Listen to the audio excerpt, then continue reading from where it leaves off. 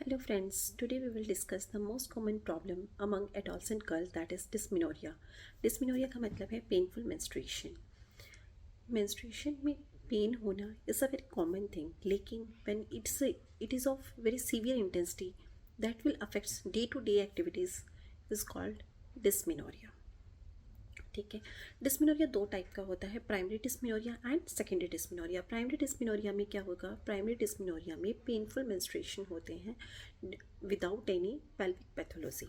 कोई pelvic area में कोई पैथोलॉजी नहीं है, कोई कारण नहीं है, ठीक है, उस वजह से प्राइमरी डिस्मिनोरिया होता है। एंड सेकेंडरी डिस्मिनोरिया जिसमें कोई पेल्विक पैथोलॉजी की वजह से पेनफुल मेंस्ट्रुएशन होना। अब क्लिनिकल वेराइटीज़ क्या हैं? क्लिनिकल वेराइटीज़ तीन टाइप की होती हैं, spasmodic dysmenorrhea and congestive dysmenorrhea, and third one is membranous dysmenorrhea.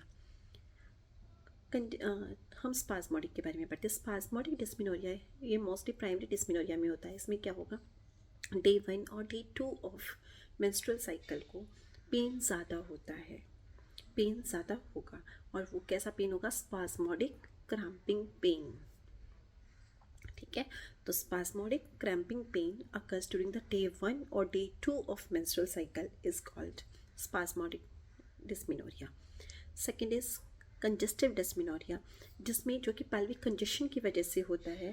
Pelvic congestion कोई पेल्विक पैथोलॉजी की वजह से होता है, जो कि हमने सेकेंडरी डिस्मिनोरिया में पढ़ा था कि किसी पेल्विक पैथोलॉजी की वजह से पेन होना इज सेकेंडरी डिस्मिनोरिया। तो pelvic pathology like pelvic inflammatory disease है या एंडोमेट्रियोसिस है, इसकी वजह से पेल्विक कंजेशन हो जाता है। और पेल्विक कंजेशन में होगा क्या, मेंस्ट्रुअल पीरियड से 2-3 दिन पहले पेशेंट को पेन होना स्टार्ट होगा, एंड आफ्टर मेंसेस जैसे मेंसेस स्टार्ट हो जाएंगे then pain gets relieved, that is congestive dysmenorrhoea.